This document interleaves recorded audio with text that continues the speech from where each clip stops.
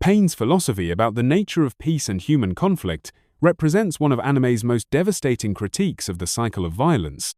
His argument was simple but profound. Humans are incapable of achieving lasting peace through understanding alone, and only through experiencing true suffering can they learn to value peace. Nagato's transformation into Payne was the result of witnessing the brutal realities of war firsthand. His parents were killed by Konoha ninja, his best friend Yahiko died due to political manipulation, and his homeland of Amagakure was repeatedly used as a battlefield by the major nations. These experiences taught him that the current system of hidden villages inevitably leads to endless conflict. Payne's critique of the ninja world was entirely accurate. The hidden village system did create a perpetual cycle of war, with smaller nations suffering while larger ones fought for supremacy. The five great nations regularly used smaller countries as battlegrounds, showing complete disregard for civilian casualties. Payne correctly identified that this system was inherently unstable and would never produce lasting peace. His plan to use the tailed beasts to create weapons of mass destruction that would force peace through mutual fear was extreme, but his analysis of human nature was disturbingly accurate. He understood that people only truly value peace when they've experienced the alternative, and that temporary suffering might prevent generations of future conflict. What makes Payne's argument particularly compelling is that he wasn't motivated by personal gain or hatred. His goal was genuinely to create a peaceful world, even if it required him to become a monster in the process. His willingness to bear the hatred of the world for the sake of future generations shows the depth of his conviction. Even after his defeat, Payne's core argument remained unrefuted. Naruto's counter-argument relied more on faith in human potential than practical solutions to the systemic problems Payne identified. The fact that conflicts continued even after Payne's death suggests that his pessimistic view of human nature contained uncomfortable truths. Makushima Shogo's critique of the Sibyl system represents one of anime's most sophisticated examinations of surveillance states and the cost of safety. His argument was that the system designed to protect society was actually destroying everything that makes human existence worthwhile. Makushima correctly identified that the Sibyl system had created a society where people were no longer truly free to make choices. Citizens were constantly monitored, their mental states analyzed, and their life paths determined by algorithms. People who might become criminals were eliminated before they could act, creating a society without genuine moral choice. His most devastating critique was that the Sibyl system had eliminated human growth and self-determination.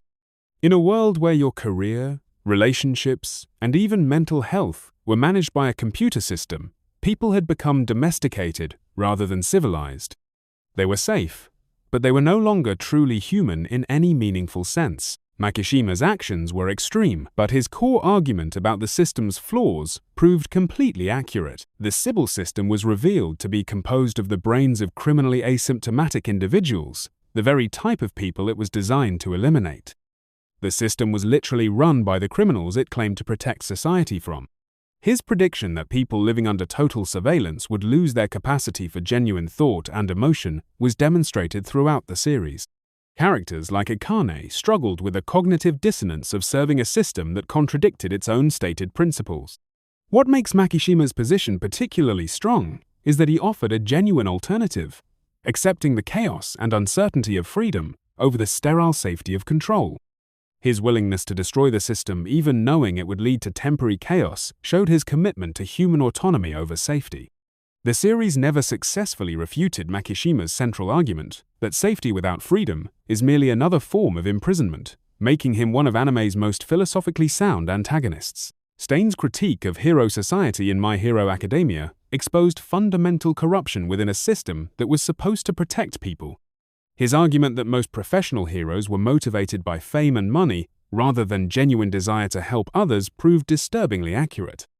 Stein correctly identified that the commercialization of heroism had corrupted its core purpose. Heroes were ranked like celebrities, sold merchandise, and competed for public attention rather than focusing on actual heroic work.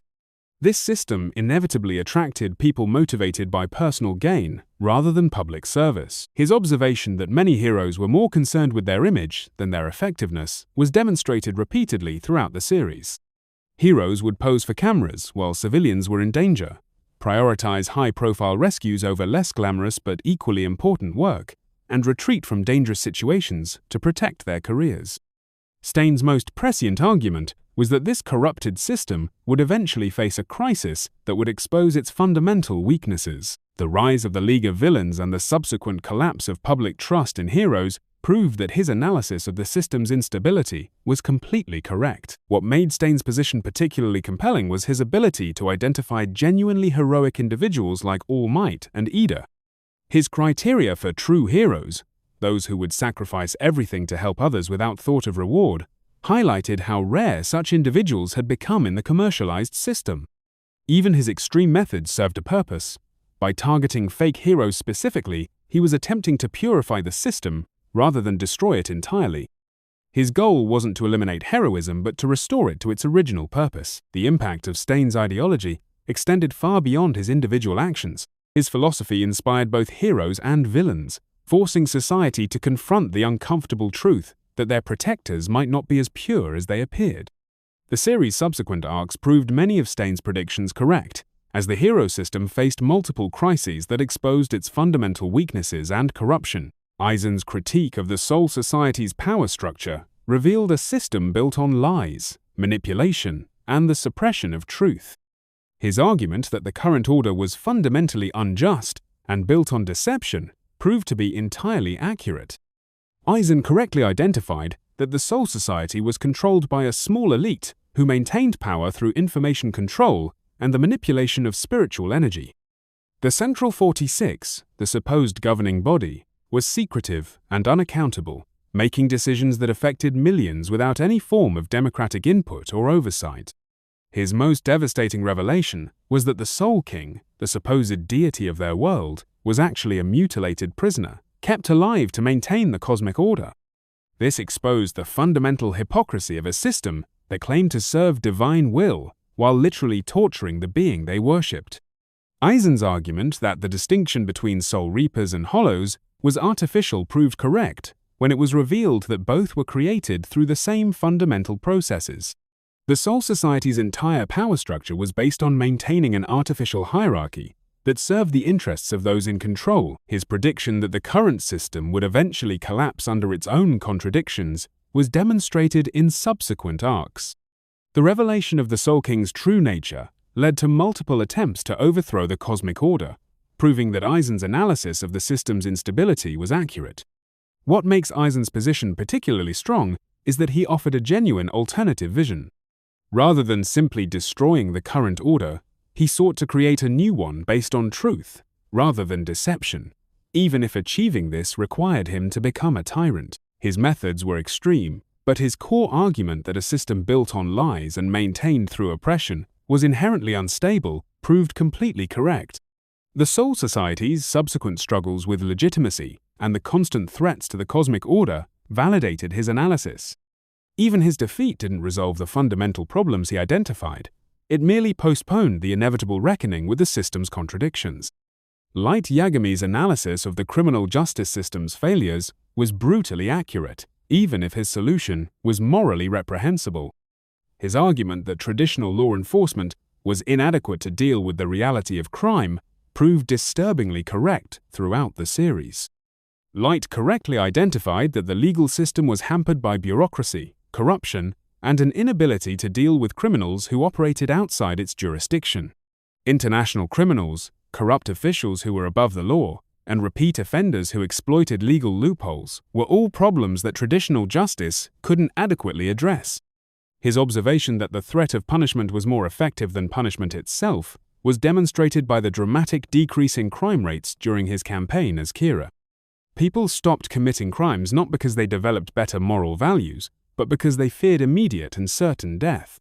Light's prediction that removing the worst criminals from society would create a better world was partially validated by the improvements in global safety and prosperity during his reign. Crime rates plummeted, wars decreased, and general social order improved significantly. What makes Light's position particularly unsettling is that his methods, while extreme, achieved results that traditional justice systems had failed to accomplish. The world genuinely became safer under his rule, even if the cost in civil liberties was enormous. His argument that some criminals were beyond redemption and posed too great a threat to society to be allowed to live was supported by the behavior of many of his targets. Serial killers, terrorist leaders, and other extreme criminals continued to cause harm despite repeated attempts at rehabilitation or containment. The most disturbing aspect of Light's philosophy was how reasonable it appeared when applied to the worst cases. Few people would argue that the world wasn't better off without certain individuals, making his basic premise difficult to refute, even when his execution was clearly wrong. Even after his defeat, the problems Light identified remained unresolved, suggesting that his analysis of the justice system's inadequacies contained uncomfortable truths that society preferred not to confront. Funny Valentine's nationalist philosophy and his pursuit of the Holy Corpse represented a complex examination of patriotism, sacrifice, and the lengths leaders should go to protect their people. His argument that America deserved to be the dominant world power was rooted in genuine concern for his nation's future. Valentine correctly identified that in a world of competing nations, power was the only guarantee of safety and prosperity. His analysis that America needed supernatural protection to maintain its position in an increasingly dangerous world proved accurate, as evidenced by the various stand users and supernatural threats that emerged throughout the series. His willingness to sacrifice individuals for the greater good of the nation, while morally questionable, reflected the harsh realities of leadership during times of crisis. Valentine understood that leaders sometimes must make decisions that cause immediate harm to prevent greater future suffering. Valentine's prediction that other nations would eventually develop supernatural capabilities that could threaten America was demonstrated by the presence of foreign stand users and the international competition for the Holy Corpse parts. His paranoia about external threats proved to be well-founded. What makes Valentine's position particularly complex is that his goals were genuinely altruistic within his worldview. He wasn't seeking personal power, but trying to ensure his nation's survival and prosperity in a hostile world. His actions were those of a patriot, even when they were morally reprehensible. His argument that any price was worth paying to protect the American people resonated because it reflected real dilemmas faced by national leaders. The choice between moral purity and practical effectiveness is one that every leader must confront. Valentine's methodology of using alternate universe versions of himself showed his commitment to his cause. He was literally willing to die repeatedly for his beliefs. This level of personal sacrifice gave weight to his arguments about the importance of national survival. Even his enemies acknowledged the validity of his concerns about America's future, making him one of the few JoJo villains whose basic motivations were almost universally understood and respected. Char Aznable's analysis of the Earth Federation's corruption and his vision of humanity's future evolution in space represented one of anime's most sophisticated critiques of environmental destruction and political stagnation. His arguments about the need for radical change proved disturbingly prescient. Char correctly identified that the Earth Federation had become a corrupt oligarchy that prioritized maintaining power over addressing humanity's long-term survival needs. The Federation's refusal to address overpopulation, environmental destruction, and resource depletion showed their inability to think beyond immediate political concerns. His argument that humanity needed to evolve beyond earthbound thinking was supported by the evidence of environmental collapse and the development of new type abilities in spaceborne humans. The emergence of psychic powers in space colonists suggested that humanity was indeed capable of transcending its current limitations. Char's prediction that Earth would become uninhabitable if current trends continued was validated by the series' depiction of environmental degradation and resource wars. His radical solution of forcing humanity to abandon Earth was extreme, but his analysis of the environmental crisis was completely accurate. His critique of the Spacenoid-Earthnoid divide exposed the Federation's colonial mindset and their treatment of space colonies as expendable resources rather than equal members of human civilization. The repeated use of space colonies as weapons demonstrated the Federation's callous disregard for Spacenoid lives. What makes Char's position particularly compelling is that he offered a genuine vision of human evolution and progress. His goal wasn't destruction for its own sake, but forcing humanity to take the next step in its development, even if that required catastrophic change. His argument that gradual reform was impossible given the Federation's entrenched interests proved accurate throughout the series. Every attempt at peaceful change was undermined by political corruption and short-sighted thinking. Char's final plan, while genocidal in scope, was motivated by genuine concern for humanity's future rather than personal ambition. His willingness to be remembered as a monster for the sake of human evolution showed the depth of his conviction. Madara Uchiha's analysis of the ninja world's fundamental problems and his solution through the infinite Tsukuyomi represented a radical but logical response to the cycle of hatred that plagued his world. His argument that humans were incapable of genuine peace proved disturbingly accurate. Madara correctly identified that the ninja village system created by his former friend Hashirama had not eliminated war but merely organized it more efficiently. The 5 great nations continued to fight. Smaller nations suffered as battlegrounds, and the cycle of revenge continued across generations. His observation that humans were fundamentally driven by selfish desires and tribal loyalties was demonstrated repeatedly throughout the series. Even well-intentioned leaders like the various Kage were ultimately forced to prioritize their own villages over global harmony. Madara's argument that the only way to eliminate suffering was to eliminate the conditions that caused conflict was logically sound, even if his solution was extreme. By trapping everyone in a dream world where they could have perfect lives, he would eliminate war, poverty, and loss entirely. His prediction that attempts at peace through understanding would eventually fail was supported by the series' history. Every peace treaty was temporary, every alliance was conditional, and every generation seemed doomed to repeat the mistakes of the previous one. What makes Madara's position particularly strong is that he had personally experienced both war and peace. He had tried Hashirama's approach of cooperation and understanding, and had seen it fail. His cynicism was earned through bitter experience rather than mere pessimism. His willingness to become the world's enemy to achieve his goals showed genuine selflessness within his twisted worldview. Madara wasn't seeking personal happiness but trying to create a world where no one would suffer as he had. The series' resolution, which relied on Naruto's exceptional charisma and supernatural intervention, didn't actually address the systemic problems Madara identified, suggesting that his pessimistic analysis contained uncomfortable truths about human nature. Marum's critique of human society and his evolution from pure predator to thoughtful ruler represented one of anime's most complex examinations of power, intelligence, and the nature of civilization. His analysis of human weakness and potential proved disturbingly accurate.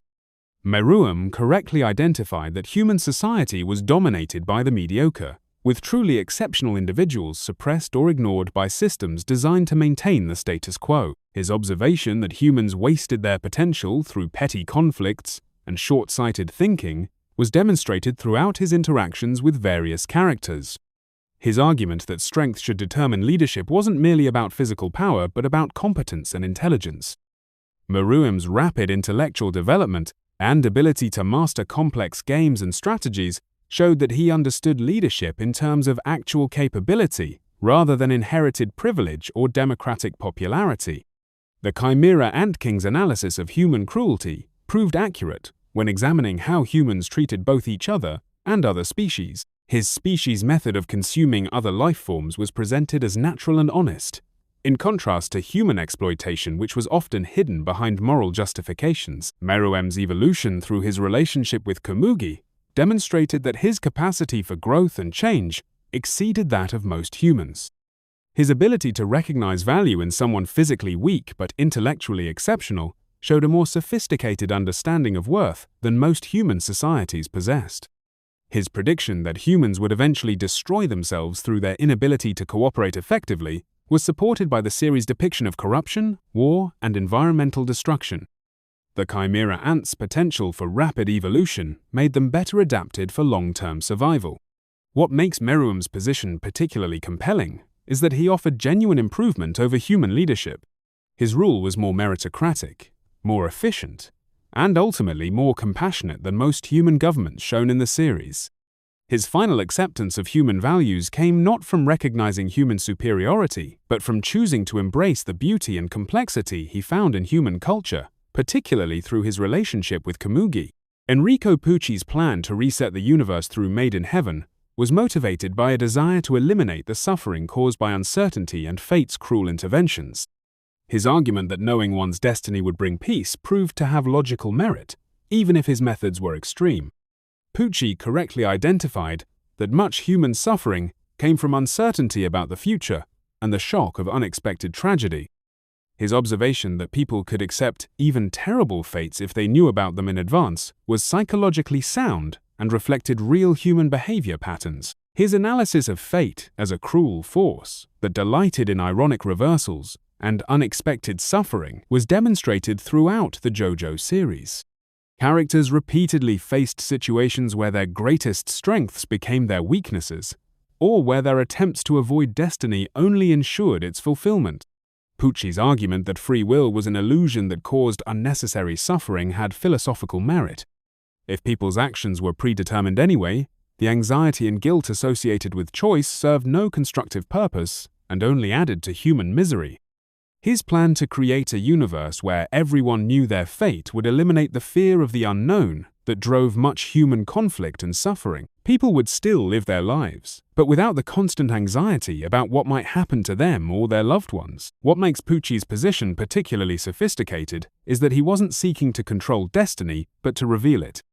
His goal wasn't to become a god, but to remove the mystery that made fate seem malevolent rather than simply inevitable. His deep friendship with Dio and his religious convictions gave his philosophy a foundation of genuine faith and love, rather than mere nihilism. Puchi believed that revealing fate's design would allow people to find peace within it. The irony of Puchi's plan was that it might have actually worked. A universe where everyone accepted their destiny might indeed have been more peaceful than one where people struggled against fate they couldn't change. Bondrude's horrific experiments on children were motivated by genuine scientific curiosity and a desire to unlock the mysteries of the abyss for the benefit of humanity. His argument that some sacrifices were necessary for the advancement of knowledge proved disturbingly logical within his context. Bondrude correctly identified that the abyss represented humanity's greatest opportunity for advancement, containing technologies and knowledge that could revolutionize human existence. His observation that traditional ethical constraints would prevent humanity from fully exploiting this opportunity was accurate. His analysis that children were the only viable subjects for abyss research was scientifically sound. Adults couldn't survive the curse of ascension, making child test subjects a practical necessity rather than a sadistic choice. His methods were horrific, but his logic was unassailable within his framework. Bondrude's argument that individual suffering was justified by potential benefits to all humanity reflected utilitarian thinking taken to its logical extreme. His research did produce valuable results that advanced human understanding of the abyss significantly. His genuine affection for his test subjects, particularly Prushka, demonstrated that his actions weren't motivated by cruelty, but by his belief that their sacrifices served a greater purpose. His ability to love those he experimented on made his philosophy more disturbing, not less. What makes Bondrude's position particularly unsettling is that his research methods, while extreme, were the only way to gather crucial information about the abyss. Traditional ethical research would have produced no useful results and potentially led to greater suffering through ignorance. His transformation into a Nerihate allowed him to continue his research indefinitely, showing his complete commitment to the advancement of knowledge over personal comfort or conventional human existence. Bondrude's legacy lived on through his discoveries and the technologies he developed, suggesting that his sacrifices did indeed benefit humanity, even if the cost was morally unacceptable.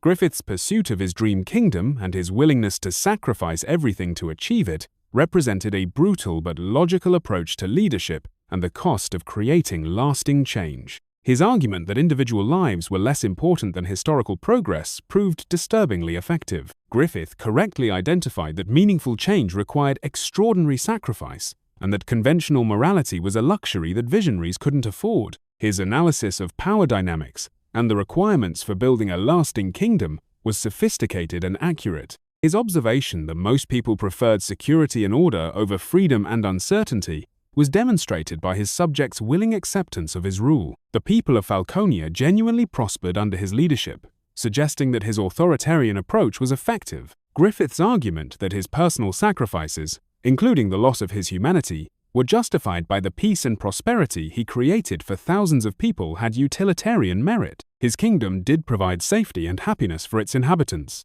His prediction that the world needed strong leadership to unite against supernatural threats proved accurate when demons began appearing more frequently. His transformation into Femto, while morally reprehensible, gave him the power needed to protect humanity from otherworldly dangers. What makes Griffith's position particularly complex is that his methods, while extreme, achieved results that conventional leadership couldn't match. His kingdom was more prosperous, more secure, and more united than any other human settlement in the series. His willingness to bear the hatred and moral condemnation of those who knew his true nature showed a form of selflessness. He accepted being seen as a monster to achieve what he believed was necessary for humanity's future. The uncomfortable truth about Griffith is that his rule was genuinely beneficial for most people, making his earlier atrocities seem like necessary sacrifices rather than simple evil, even if they remained morally unforgivable.